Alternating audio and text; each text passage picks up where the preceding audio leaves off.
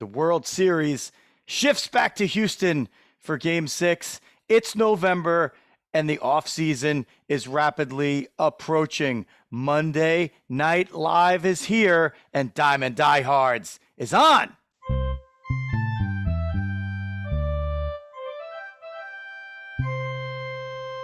Joe Rizzo here, bringing you baseball along with the dog, Jeff Healy.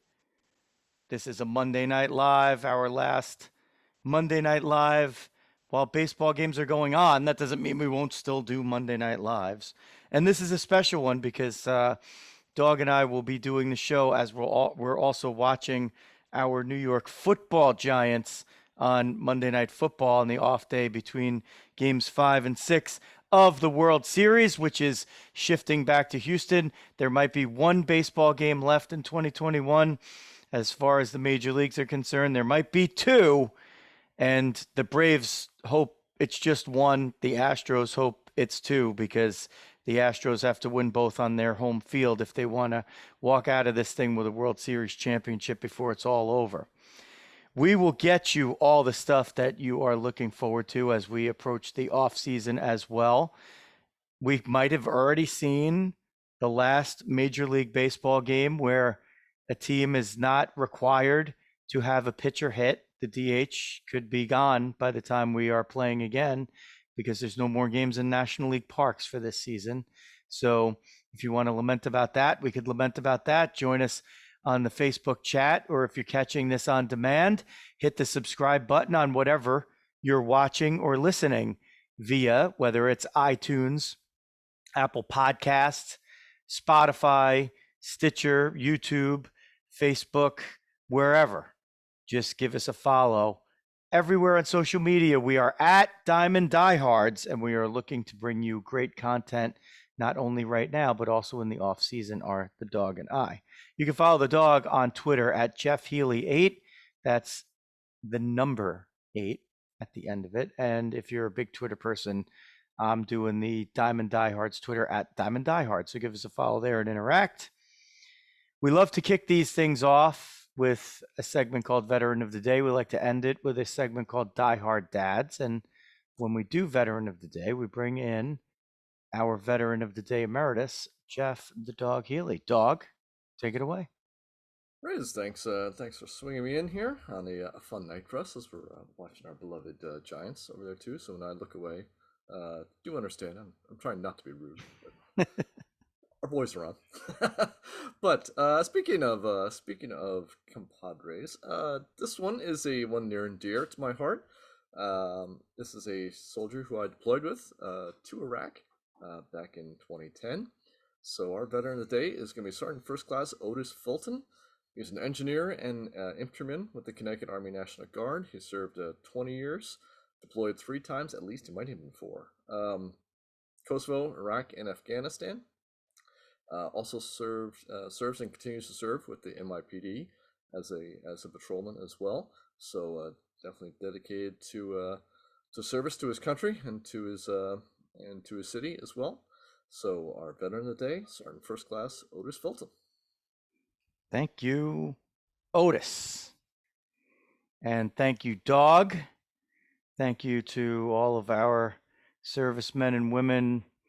I did have the honor and the privilege of thanking one of our service women at the local Dunkin' Donuts the other day, where she was there and she was walking out, or just about to walk out, and kind of noticed her on the way out, thanked her for her service, and she was very gracious in accepting that, and that made my day. You know what else makes my day, Dog? I'm doing a little late night decaf here. You got the Rockets Nice. The Rockets, mug. very nice. The Rockets mug going tonight. That's Very the other cool, very gig. sharp. The other gig. Play by play. Rockets hockey. New Jersey Rockets girls hockey. Knock it out. Let's do it.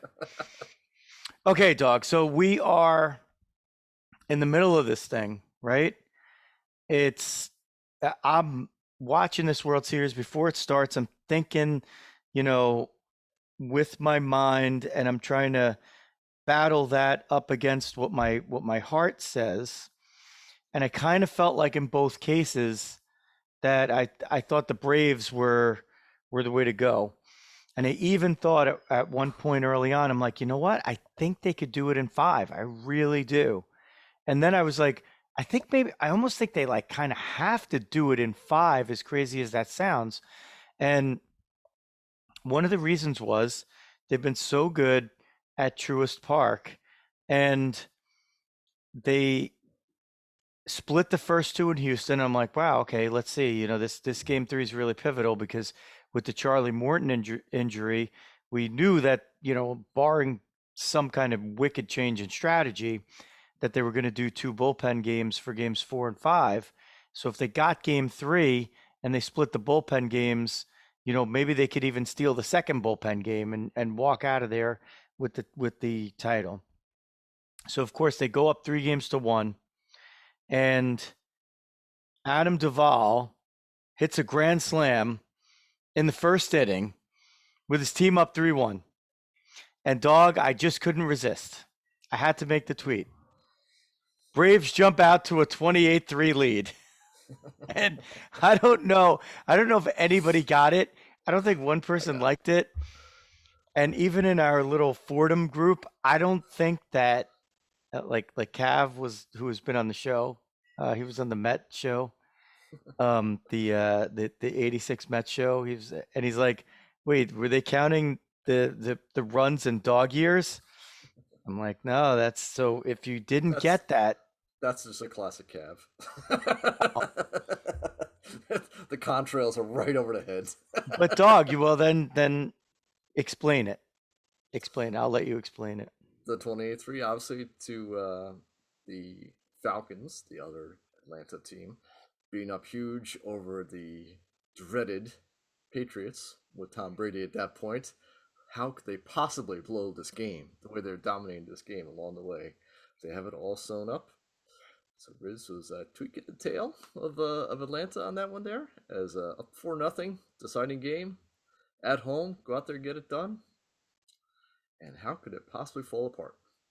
My oh And my! I mean, And sure enough, I within an hour, it's over. like I'm rooting for the Braves. Like that's just what my heart tells me to do.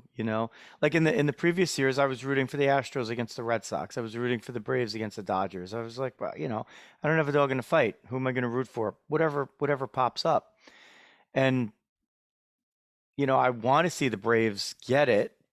Like I actually want to see the Braves get it more so than I want to see the Astros lose.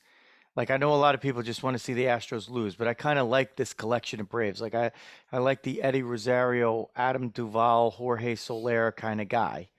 I like in Austin Riley, who has blossomed, and I'm on the Freddie Freeman bandwagon. So Ozzy Albies, Dansby Swanson, all these guys, even your pal Travis Darno, like they're kind of an easy bunch to root for, right? And It's a little tougher you for a know, Met fan, but yeah, of course, and it should be because that means your they are, fandom yeah. is where it should be, right? Like it's in action. But when you have this type of situation where you're on the precipice, you need one more win. You're starting a pitcher who hasn't pitched since June 15th. He comes out there and he gives you a couple of good innings, and you get the grand slam, and it's 4-0. I feel like at that point, you have to win the game. And if you don't win the game, it's like that one thing that happens in a series that just completely turns the momentum. And I got to say, I'm scared for the Braves going back. I think they're resilient. I think they can win. Of course, I think they can win. But I think it's not at all going to be a surprise. I like if I was, which team would you rather be right now? How I'd about rather that? be, considering the fact Houston has talked to the Space Center and worked up some other surveillance system for them to come in with the little home field advantage. No, I agree with you. I think it's Houston. It's funny. I'm sort of saying like the Freeman moonshot home run put him up 5-4. Feels like Lee marching into Gettysburg. It's the high water mark of the Braves. That's as far as close as they're going to get. And I agree with you. I think that's one that's just devastating, especially against a team that's a championship kind of team that the Astros are. Right, that's that extra little bit. Like 4-0, Houston comes back, they rally to it. You knock another one on them. You're like, all right, that's it. You just get 9 more outs, and you're the World Series champs. And boom, the Astros come right back on you. And they've been their bats been pent up like the whole series, right? So they finally got to come out a little bit on Game 5, and you just sort of feel like they're gonna be able to kind of keep that magic kind of going. It is tough though, like when you're kind of pressed with it, right? You're like, would I rather be the team that has to win one out of two, but do it on the road, and now fight against the momentum? The thing that they do have is they have Max Fried and Ian Anderson now on full rest. So, and Anderson was great, right? And Fried wasn't. So you figure Yeah. that even if it flips, you're getting at least five, maybe six good innings out of one of those guys, right? Yep. But there becomes a lot of pressure if it goes to Game 7. Like now, for each lead the Braves have, for each win that they don't get, the pressure just lops more and more and more upon them. And again, it doesn't mean they can't win. It's just that it makes it harder. Now, Mad Dog Russo loved to say this, and he's like elimination game on and by the way, I think I called it. I called into him the other day for the first time I think ever, despite listening to him since he was like on WMCA in New York in like 1987. Um, and what he says is, and listen, he's a baseball guy. He's a lifer. Elimination games on the road, don't play from behind. Don't play from behind. That's you're really asking for it. It's not impossible, but it makes it really, really, really hard. And he's setting the stage for that. And of course, the Braves come out and put the Astros down 4-0 in the first inning, right? And like the Astros come back, and it almost like if the grand slam happened in like the fifth in a 0-0 game, dog, like maybe it's a different story, right? But it was like too early. It's like scoring the go ahead touchdown on Tom Brady, but you left him 56 seconds on the clock. You're like, okay, we're up by 3. So, are they going to send us to overtime, or are they going to beat us in regulation? Like, it's just a matter of which. It's not a matter of yes. So it's, I mean, I'm hoping for a compelling fifth game in which Max Fried, can really give the Braves back a little bit of stability. Uh, Momentum in baseball is the next day's starting pitcher, right? And they, even without Morton, if you just took these two teams from this day going forward, you'd say that the Braves do have the advantage in starting pitching for whoever they're going to throw out there. So, Yep. but I don't know. Going to be tough. Going to be tough. It doesn't seem like the Astros have, to dig out of a 3-1 lead anymore, which obviously they don't. It's but if you were betting the Astros in the series, in the second inning of Sunday's game on Halloween, you were getting really good odds, and you wouldn't be getting those odds right now. They're probably about, even, or the Braves are probably just a slight A little favorite to bit. win the Yeah. series at this point, but very interesting. Dog is locked into his Giants. We're gonna have to get this show into halftime of the Giant game, I think. I was just watching. Locked in. Said Kadarius Tony got a nice hit, helmet to helmet. So I was waiting for like, oh great, another another giant offensive player out for the Yeah. year. But he shook it off on there. Yeah, it's been a strangely compelling postseason. I think, right? I mean, if it like my teams were in and my picks were destroyed, whatever else, but it's been a fun, exciting postseason. Each series, right? Each series gave you a reason to get into it. And I do agree. And I was somewhat kidding around with these. I mean, between the Braves and the Astros, and that's pretty much like Mets torture right there. But um, the Braves are like I like Freeman. I mean, there's a couple of guys. You do tend to kind of like some of those guys on there, right? So they do make it fairly easy to kind of root for them and stuff. And obviously, everyone in the rest of America is rooting against the Astros at this point. Um, But yeah, it's been a fun one. Guys have stepped up. Um, it's interesting, like the whole sort of like the opener, like that feels like that's starting to get blown up in the postseason here a little bit.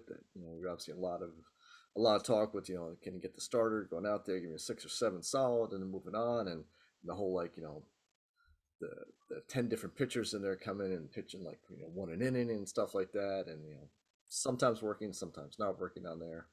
Um, I think the value of the starter has been highlighted in the postseason, which maybe kind of makes you feel pretty good about that along the way.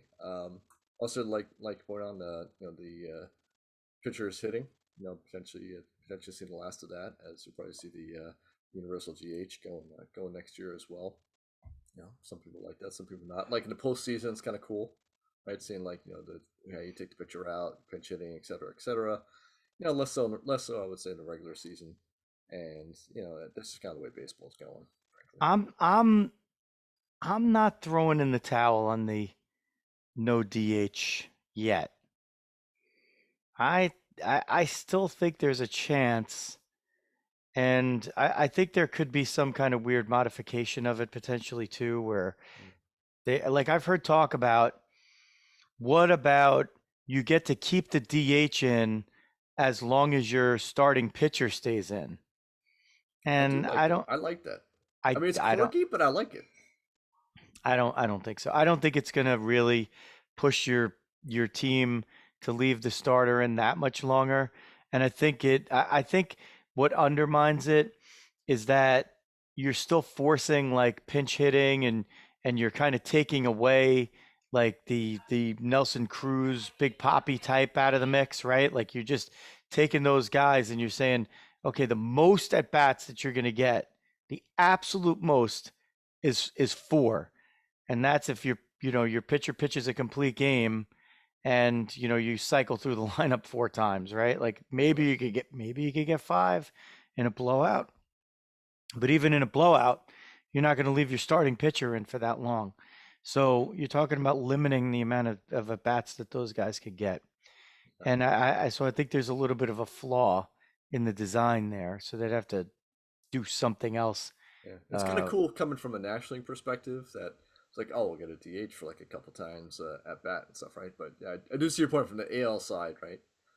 I guess that'd be the question: is would the AL shift to adopt the same rule, well, right? In that which would case just be which just seems hard to imagine, right? They're not gonna say like, yeah, now we're not gonna have a Stanton or whoever.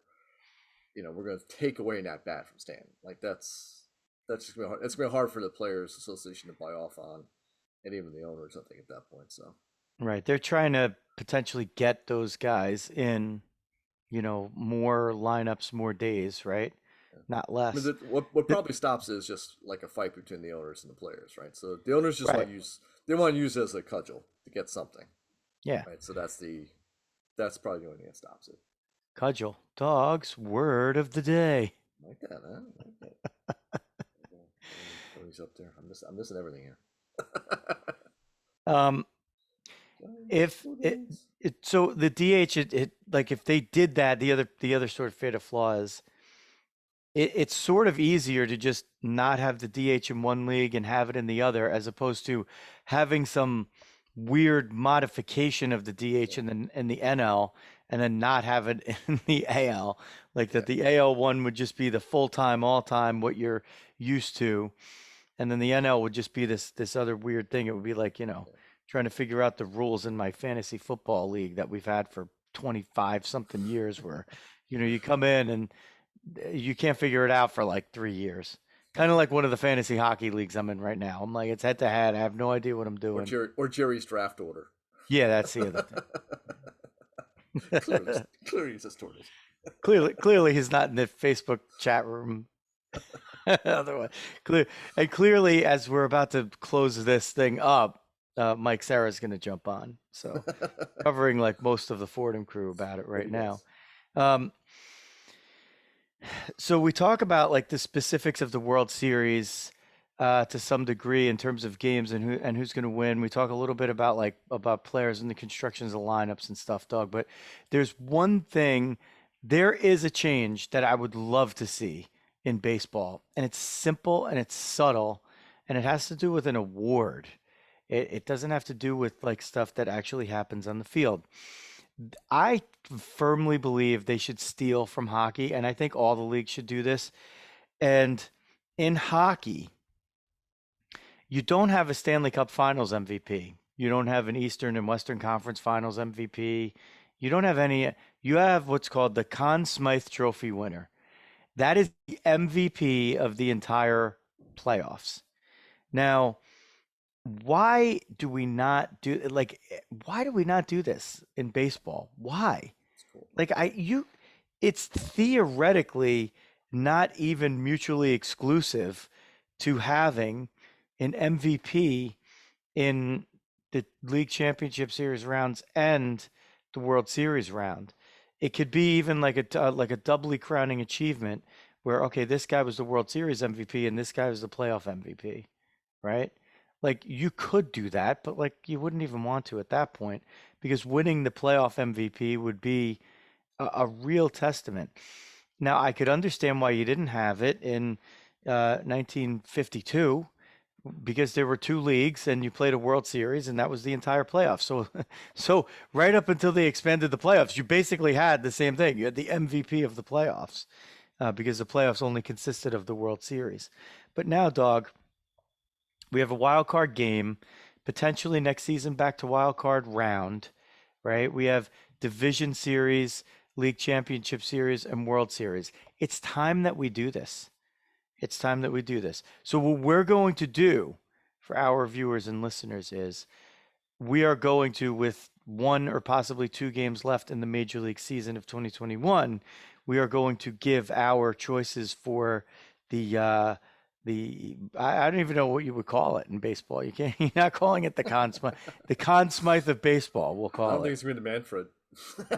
No, I know it's not going to be that. I know it's not going to be that. The Bernie Williams Playoff MVP Award. Vegeta. Vegeta. Vegeta. Postseason MVP. I mean, Eddie Rosario should get Yeah. this, right? Like, who knows? I'd have to go back and look to see what he did against the Brewers because that series was just on at weird times. And, I was only catching like bits and pieces of it and I'm running around and it was just hard to follow. So I don't even know what he did there. But He's hitting in, like 500, like coming into the World Series. So yeah, he had they've done 560 okay. in the LCS. So So he'd have to be up there, right? But yeah, you've had in past seasons, you've had pitchers that have had tremendous runs that have been the difference. Like okay, wouldn't it have been better to recognize Madison Bumgarner for what he did the entirety of the 2014 postseason, like instead of just in the World Series, like the whole thing as breathtaking as it was, you only sort of remember what the World Series was about. So I would nominate. I mean, I guess you'd have to have Eddie Rosario. Um, you could look up and down the Braves. You could look up and down the Astros. I don't know if it would be a pitcher for the Braves other than maybe Will Smith. I mean, yeah. he's converted 6 of 6 saves, Charlie and Morton had a couple of big wins for him. right, but Come then he's along, going to but get knocked out because he's of out. He's out. Yeah, I'm about to say he's out too early in the World Series, right? To kind of crown it. yeah. So the physical injury again Yeah, would keep him from doing that probably, right? yeah. So here I could pull up the postseason stats and let's see who statistically Kyle Tucker. Kyle Tucker. See, even on MLB, you click postseason stats, it's carrying their stats for the entire postseason. Kyle Tucker, 293, 15 RBI in 15 games, 4 homers, 4 doubles of his 17 hits, 5 walks, 293, 349 on base, 918 OPS. Rafael Devers at 11 games, he had a high OPS. Chris Taylor. Now, if a guy is so crazy, do you start giving him consideration even if he didn't make it all the way in? Well, Chris Taylor had great numbers, right? Devers had 5 homers and 12 ribbies, an OPS of 1029. But Rosario, Adam Duvall, has a lot of runs driven in and home runs. He just doesn't have the average. But Rosario, dog, through 15 games, so he has 1 or 2 left. If he has 1 game left, he's got a trophy. And he's at 411 with a 476 on base, 661 slugging, and 1137 OPS. Still not as high as an OPS as Bonds had during a regular season, The but entire time. nevertheless, right? That's I amazing. mean, What a round there. yeah, I mean, I saw a fascinating one on Altuve. I think he's been on like sort of like by hit by pitch, hits, walks, like everything in there. It was maybe on like 24 or 25 times or something like that. He had 21 runs scored. he does. He has It's like 21 that runs was scored. insane. He's in like low 200s, but like literally every time he's on, he scores. Which Yeah, really wow. that's This what the is guys behind him, right? I mean, it's amazing. ready. 13 hits, 8 walks, 21 runs scored. He's hitting 206, 301 on base, 492 slugging, 793 OPS. That is unbelievable. That really, Wow. I've never seen that close of like on base to scoring. I mean, it's just like I said, what a testament to his like number 2 and 3 hitter, right? 63 at bats, 21 runs scored, and he's only hitting 206. I mean, and his on base is only 301. I mean, that's right. Literally almost every time he's on base, he scores. That is amazing. That's wild. That's a great strike rate. I'd like to have him in my stock portfolio. Yeah, me too. Yeah. Let's see. Pitcher. Let's see if it'll switch to pitching stats or pitcher hitting stats. Let's see here. Urias had the only pitcher RBI of the playoffs. Why won't it switch player pool, select a split? But the Oh, here's pitching. Okay, here's pitchers. Let's see if there's any pitchers. So this is going to be hard. We're going to have to try to sort by innings maybe.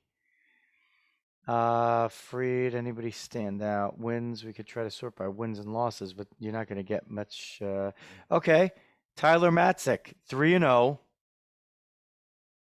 13 innings, 13 and 2/3, 0.95 whip, 188 average against in 12 games. So he's pitched in 12 out of 15 games. So, okay, that's a good case. There's a guy that you previously would not have thought to give much consideration to. But now when you look at it in a full scope of the playoffs type situation, you got to say 100% the Braves are not here without Tyler Matzik, period. Yeah, that's fair. High leverage. The one inning a game is for a purist, that's still tough, right? For me, but yeah, but 3 wins is the 3 wins. But Doug, he's pitched in 12 out of 15 games. That's affecting a lot of games, and they're all essentially must-win games. 9 hits, 4 walks, 20 Ks, and 13 and 2/3. That's about 3 of the 11 runs, 3 of the 11 wins they need. Right? So yeah, I mean that does mean something. A reliever who hasn't pitched in 3 games. I mean, think about that over the course. That would be pitching in 100. That would be 120 appearances over 150 games of a season, which you'd never be able to keep up, right? But in the playoffs, he's keeping that up. Now, granted, he has the benefit of an extra day or 2 rest in a key spot here and there, but you got to consider him, right? Yeah. You'd have to consider him. I mean, Kenley Jansen was great. 7 innings, 3 hits, a walk, 14 Ks, 2 wins. So if they had gone further, Kenley Jansen, you would have considered. Will Smith, you can consider. 2 wins, 6 for 6 in saves, 10 innings, 4 hits, 3 walks, 8 Ks. So he doesn't have the Ks, but he's only let up 7 runners in 10 innings.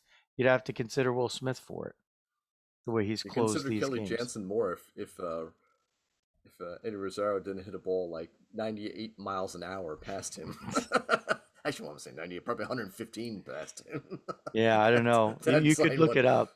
that was a BB. That was a missile. So just something to think about there. I would love to see it. That'd be cool. There. Okay, Uncle Paul's here, so we will acknowledge Uncle Paul. And Schmee's there. Schmee's got nice. it's always nice to see a baseball fan like Uncle Paul chime in on some of these stuff at these things. And one thing that I know he's looking forward to is these off-season shows where Uncle Paul's been a really big supporter of ours, and he definitely wants to um, have us talk at some point about the labor agreement and the potential strife. And we're just going to do that. We're going to put that on the shelf until after the World Series is over, so we could start addressing it possibly as soon as like the next show or maybe the one after that. We're going to do a Dodger season wrap up here. We'll get Missy Coombs on with us, this week or next. And, maybe that, Dog's schedule's a little tight. Maybe I'll just jump on with Missy. She'll take your spot, Dog. We'll see. We could talk about that offline. Yeah, Do a little cool. Dodger recap with her. And, I'll get up in the comments. yeah. And, look forward to, I think we've had a lot of fun with our off-season shows. In fact, I think a lot of our off-season shows have done really, really, really great in terms of distribution and spread and reaction as well. Sometimes during the season, you're kind of like, well, I'm just going to watch games. I want to talk about the games. But it seems like we always want to talk about the stuff going on in the off-season, including that the Mets are not bringing back their GM, which is the least surprising thing that I've ever heard, considering I thought they already kind of like had announced that. Oh yeah. Oh, thanks, It was guys. just on administrative leave. So yeah, that's it's a shame. It's a shame the guy right up until July, I'm like, you know what? I think this guy might be the GM going forward. They were off to a very solid start. A lot of the bench guys, a lot of the depth that we talked about, the bench mob, everything else like that, I think reflected well. It was probably more Sandy than Zach, in fairness, but it sort of starts to show that maybe the organization is sort of deepening out and broadening and starting to do the right things to be a better organization longer term. And then, the trading deadline comes, and the rest of the guys kind of load up more, and they don't get the pitcher that I was begging for, John Scott, or was he out there that I was pining for, and the wheels came off. And then, of course, I went over to Steve's house, got loaded, and then got arrested. So that didn't really work out so well. You don't want to get a DWI coming from your owner's house. That's just like, it's probably like number one on the list there. Greenwich to White Plains, you kind of need to Uber that dude. That's not good, not good all around. So shame. We got that right. Yeah. That means our pick for Mets GM remains in play. I'm not sure why they're wasting their time. Just please go hire Ray Montgomery. I think the Angels would be more likely to give them permission. The Brewers don't want to seem to give the Mets permission for anything. So stop really asking them. They're not going to give you permission. So stop trying to pluck guys from their front office this year. Either put somebody in the interim role, put somebody in the interim role for a year, come back in a year when you don't need permission anymore and take the guy, or just move on. Go to Anaheim and go get Ray Montgomery. Arte Moreno will probably give you permission, and make him your GM. Like just do it. Just get on with it. Let's go. Make us right. Let's talk about things. So we're always right about a lot of stuff. We did talk about how you and I combined did not get a single team into the Final Four. We did not get a single one of our picks into the AL or NLCS. Which is pathetic. It might even overstate our record. Yeah, because we weren't really cleaning up on like the grade 8 either. No, we picked one game right. Dog picked the Red Sox to beat the Yankees in the wild card game. That was it. That was his only correct pick. I picked the Dodgers to beat the Cardinals in that wild card game. That was my only correct pick. But we are right about a lot of other stuff, and when we're wrong, we're going to admit that too. And I told you I thought Louis Rojas, after the Mets let him go. Now this might have been my appreciation of Louis Rojas getting in the way. I thought he was going to end up in San Diego, but the Padres now have Bob Melvin as their manager. Well, when it's Bob Melvin, you can't really argue it, right? That's a tough one. If Bob Melvin's out there, you kind of are pretty smart to go get and take Bob Melvin. Bob Although Melvin is Dog and Bob I, Melvin. He's Miller Huggins. and when Miller Huggins is Miller Huggins, he's John McGraw. Okay, back after this. By the way, I retweeted an Atlanta Zon tweet from 2013 last night. I did. So great. Schmaltz. John Schmaltz is a starting pitcher. So you got that, right? And what we came up with an interesting wrinkle. Wouldn't Louis Rojas be great as like a bench coach for the Padres? So let's see if they add him to the staff. I love that. I love that move on that, right? I mean, Bob's getting up there a little bit. Ross is already proving he's a good bench manager. He's proving he's an average manager, right? I think we would sort of say, with potential for the upside. Great guy with the players. Melvin is, he has the respect to the players and stuff like that, but he's not a real clubhouse sort of guy. They probably need someone with a bench coach who's a little bit more high touch with the players in the clubhouse, and that fits Rojas perfectly. Rounds out as, if you're going to do it, be the bench coach for Bob Melvin. Just round up your resume a little bit more. Totally positions him for whatever he wants going forward. Love it. Yeah. And we'll see if there's any kind of falling out throughout, baseball, some of these other jobs, close and maybe even open. I mean, geez, who knows the way that, this stuff through that we've seen in the middle of seasons and the off season stuff that has nothing to do with like actual baseball or actual management is the driving force in these people losing jobs half the time, right? Yeah, I mean, St. Louis and Oakland, right? I mean, losing managers. Like, who had that in the pool? no, I mean Nobody, it right? I mean, doesn't it's make crazy. it doesn't make any sense. And then you see a guy like Mike Schilt get his walking papers, and you look at the two managers that are managing for the World Series, Brian Snitker and Dusty Baker, and those guys fit the Schilt profile, right? They're getting the edge on the new age stuff, and one of them is going to hoist the trophy. So we talk about it often where there's the Shigon Nation stuff on Twitter especially, and our pal Jeff Fry, who's really worth a follow, and some of the people over there, where it's this these hitting gurus are what he goes after, but it's also the nerds and the geeks in the front office, which is I mean, basically it's like me and Dog, right? But it's kind of like us anyway. But we have an understanding of like that you have to have some kind of mix. Like it's great to bring in the new stuff, but when it's at the expense of really good stuff that works, and you're not bringing in something that's going to replace it better, then you have to modify what you're doing. Like you can't just make like it's clearly the Dodgers outmanage them. They manage themselves out of a World Series appearance. And let's face it, I mean, probably a World Series title. They were the best team. Like, I know they got injuries and everything else, but they just were doing stuff that wasn't necessary for them to do when there's already uh, a blueprint for how to do it. There's a roadmap for it. There's a roadmap that works. And when that starts to go off the rails, then you could go through and try some of those other things. Like, but pretty clearly at this point, we're seeing that managers who still have a say are ones that can overcome bigger payrolls, better players, deeper rosters, right?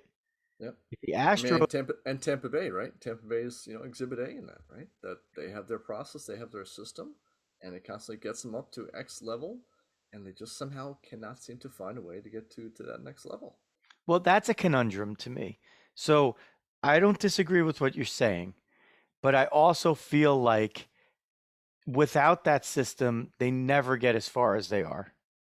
Fair. So it's hard to like, what?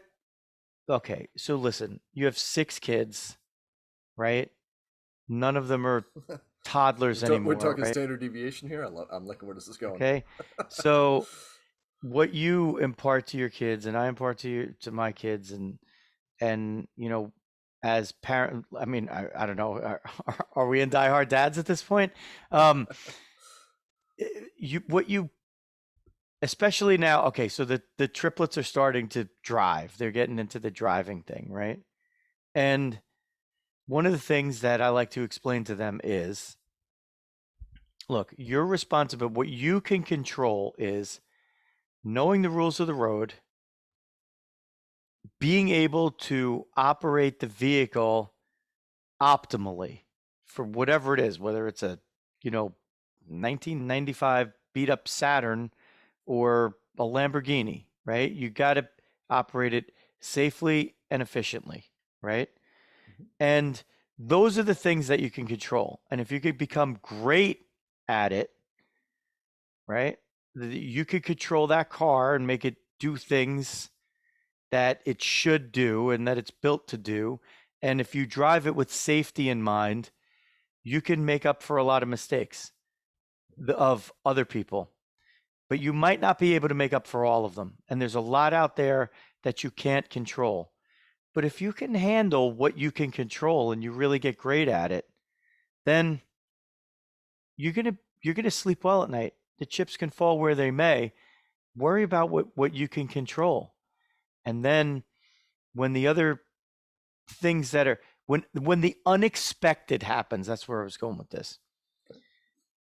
On the road, when a car does something that all the other cars on the road are not expecting them to do, like go through a red light or speed up when they should be slowing down or going the Slam on the wrong brakes. way, Yeah.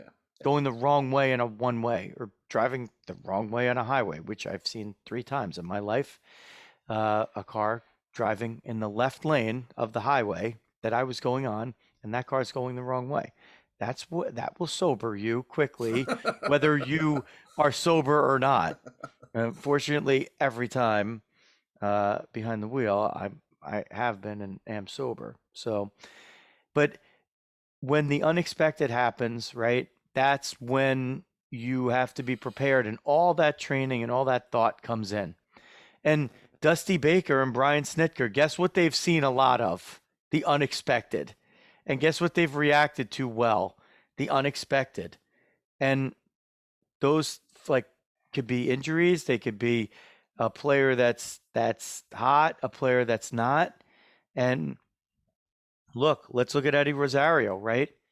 He's moved into a prominent part of the lineup. Why? Because he's tearing the cover off the ball. And look at Alex Bregman, was doing nothing. So they move him down to seventh. They score 9 runs, right? Carlos Correa moved in the lineup. He had 2 hits in the series. He gets 3 in game 5. So that's Dusty making the lineup, right? I mean, maybe with some consultation. Snitker makes the lineup with some consultation, but they agree on it. Snitker, Anthopoulos, some of the others in the front office, they come to an agreement, and then they have ideas what they want to do, but within the game, Snitker and Dusty are basically making the moves, right? And Dave Roberts and Aaron Boone are handcuffed. Alex Cora makes the moves. He takes a team that's a little bit, of a lesser light. They're up and down. They're the epitome of inconsistency. And, he gets them within a couple of games of the World Series. So these managers are the ones that can do it. So the Padres make a move in that direction. Bob Melvin is a guy I think who understands analytics, can use them, understands, the new age player and some of the things that you do in the old school. And That was a good hire for the Padres. They need somebody in there that can get that ship straightened out because clearly they underperformed this season. Yep. So we'll see how the offseason goes and if we see more of these types landing in different places, or if it's more of the situations where guys like, Boone and Roberts keep, getting re-upped based on, what their front offices are doing. And I'm not going to ever blame those guys for taking a paycheck and for agreeing to do it because, you know, you could stand on your principles or you could not have one of those coveted few jobs that exist. Yep. They're not giving up their principles, to the point where their morals are being compromised. It's just like, okay, I get to push the buttons this way and I get to do this job, and there's a lot more good about that than bad. So I'm going to Yep. do it. Yeah, I think it's interesting when you talk about it and how like the quantitative, I do a little bit of quant stuff at work and whatnot. It's sort of designed to optimize for sort of the long haul, right? So like for over the regular season, you have all those times and all those weird cases will come up now and then, but you're sort of playing for everyone kind of regressing back to their mean, regressing to the back of their baseball card and whatnot. And in general, over 162 game season, that's gonna be your optimal way to generate the most wins during the regular season, right? But in the playoffs, just like you're saying with Rosario and stuff, right? He's outperforming his card. He's going off. He has no business doing what he's doing right now. And the natural quant is sell it, right? He's not. He's going to regress back to the mean, right? That's everything is driving that. And you need to have a manager who says, "Look, I am seeing this guy. He is just dialed in. Now he's not going to do that forever. You and I both know that. But for right now, this guy's got to be given every opportunity possible to go out there and jump all over it, and oh, by the way, his own performance affects how he goes out the next day as well, which again doesn't necessarily translate in quantitative analysis, right? Each of those things are supposed to be independent. When you start all correlating, all the models go to hell, right? So when everyone's like all getting hot all at once, or everyone's all getting cold all at once, all your like optimization goes out the window. So I think someone who can understand how to build a roster and how to do it in normal times, and then is able to also handle, so saying the distribution of the tails, right? When everyone's cold and everybody's hot, and how you handle players in that situation when you're off the card, right? They're not performing the way statistically they should, and do you take advantage of him or do you decide you gotta sit him down? That skill is only coming out from a top manager. In terms of like talking with Shiga and stuff, players have always used information, right? So they've taken all the data. You put into a case where it's information, and they give you tips to look at for a pitcher and whatnot. And to me, like the danger sign is when instead of going and empowering the player, you're going out trying to use that information to change the player, just to drive an outcome, and the player is a tool to drive the outcome. And that's where I think quant goes off the charts. Oh, it goes off the rails on that. Like you need to have it where that information is the tool to empower the player to go out and perform at their best. And you just have to make sure which side you're on there. The player is not the tool. The information is the tool, and the player is the one who manipulates it. I think there might be a TikTok in there with Dog explaining that. Is it, or was it Maybe. too long? I don't know. Or maybe TikTok not. live? Yeah. Is there's such a thing, right? Oh my god. I Um, hit me with 3 minutes now. They'll love yeah, I love it, and I agree with it. I agree with everything you said. Um, you know, especially the parts that I understood. it. Little quantity. Little quantity. No, but listen, there, that analysis, right, has told us that there's no such thing as clutch hitting. When hitting, yes, by the numbers, sure, it's relative, but clutch hitting has to do with who you're putting up and what situation because you trust them. It doesn't necessarily mean now this is listen, and people could argue this and that's fine. But it also has to do with the posture of a team, and you want guys on the bench with you that are glad and confident in, oh, good, he's putting up this guy or he's letting this guy hit. That makes a difference in the mindset of a team, not just in that moment, but for the rest of the game. Like, okay, he left this guy into hit. Good. If he doesn't get him this time, somebody else will get him next time. And that stuff doesn't come out in the quantitative Yeah, analysis the way you said. That's not accountable because that has to do with human nature and it has to do with mood and it has to do with what you see and how you approach it, right? yeah. Like, by the way, Zach Greinke has the best swing of like any right-handed hitter on either team in this series. Prove me wrong. Is that the thing, like the meme? Prove me wrong. Change my mind. Dude, his swing is so good, level, and they let him pinch hit, and he just drives a single right into a spot, right? And he's a 37, 38-year-old pitcher. And let him go hit. Why?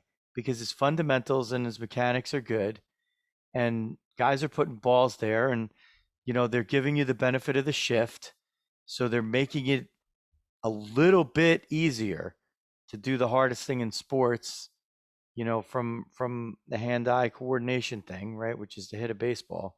Yep. Hardest job I contended was hockey goalie. I did that during the hockey live stream on Halloween, just because you're put out on an island so many times. But those fundamentals, those selections by the manager, the building of a game, the construction of a game, the confidence that you breed in your players by putting them in certain situations. And what I also think the analysis doesn't calculate, Dog, is that when the manager makes that kind of move, the players on the team and the manager and the player that's in the situation that's up to pinch hit or is left in against, a lefty that's left in against a tough lefty, like they get from their peers the benefit of, you know what, this is the right move and I want him to get a hit. And if he doesn't get a hit, you know what? It's still the right move. I don't care. Like, you get that benefit. That's a big deal in a major league clubhouse. Like, Yep. I don't have to have been Jeff Fry or Marvin Freeman to understand that. Yeah. Like that part of it I get. I mean, I've been in major league clubhouses, not as a player, but that part I get. There's a different level of respect where you're like, you know what? This guy's up there. He's our clutch guy. And if he fails, he fails. You know what? So be it. He'll come to the dugout. We'll pat him on the ass, but that's our guy in this spot. And it doesn't mean that you're going to get it that time or the next time or the time after that. But I Yeah, and think, just and confidence in your leader, right? I mean, yeah, following a charismatic leader, I mean, affects how you're going to perform, right? So if like if Bob Melvin thinks I'm going to get a hit in this situation, I'm probably going to get a hit in this situation, right? Because if he has faith in me, I should have faith in me. He knows a lot more about baseball than I do, right?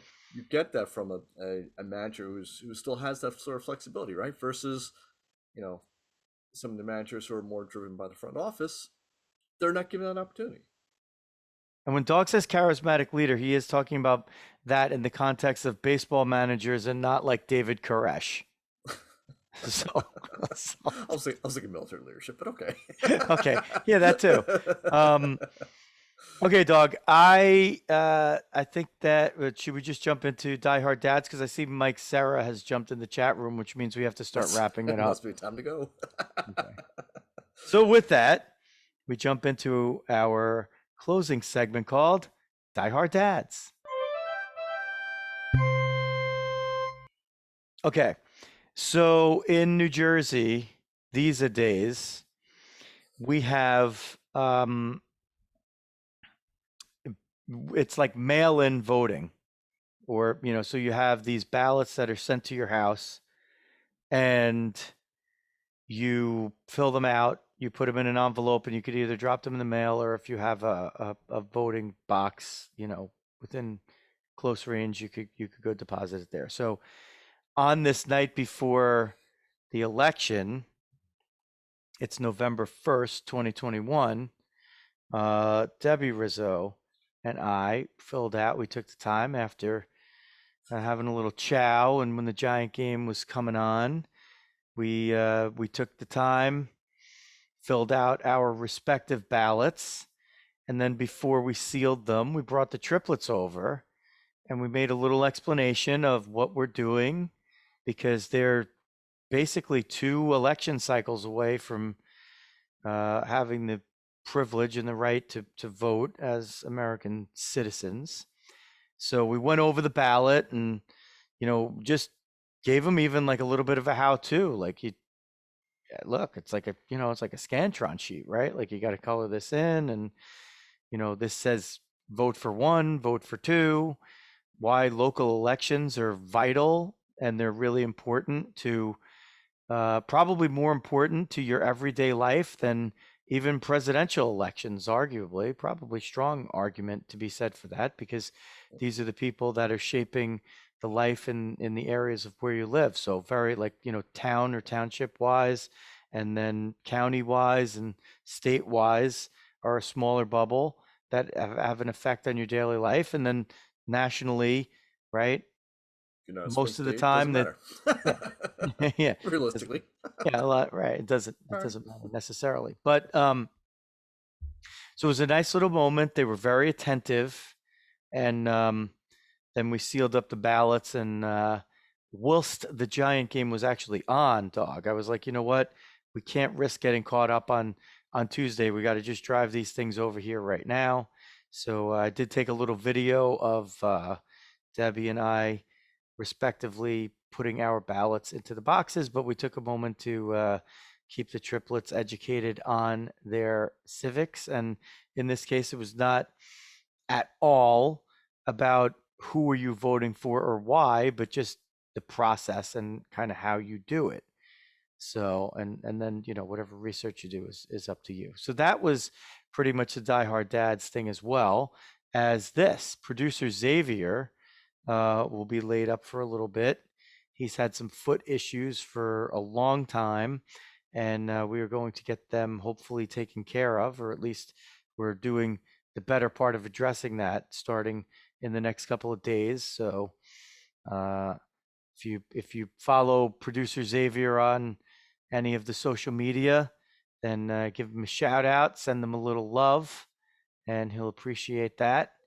Uh, Go follow him on Instagram, Tech and Cars. He's a great car photographer. He's really into cars, and he Nice. knows what he's doing.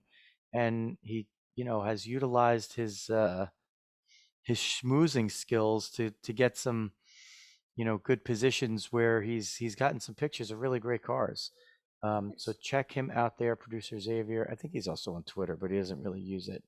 But his Tech and Cars on Instagram is the way to go. Show Xavier a little bit of love with a follow. That's my diehard dad's, Doggy.